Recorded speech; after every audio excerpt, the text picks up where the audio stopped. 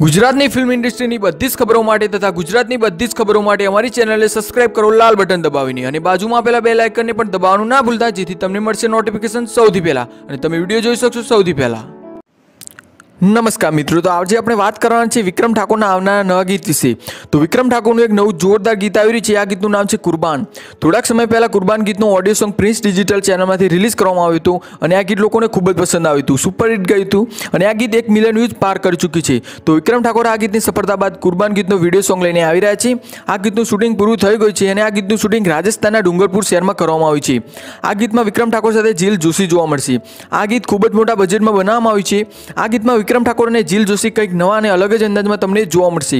કુરબાન ગીતના શૂટિંગ માટે રાજસ્થાનની પસંદગી વિક્રમ ઠાકોરે કરી છે, કારણ કે જ્યારે વિક્રમ ઠાકોર રાજસ્થાન ફરવા ગયા હતા ત્યારે તેમને ડુંગરપુરની સ્વચ્છતા અને સુંદરતા ખૂબ જ ગમી હતી, માટે કુરબાન ગીતના શૂટિંગ માટે તેમણે ડુંગરપુરની પસંદગી કરી હતી।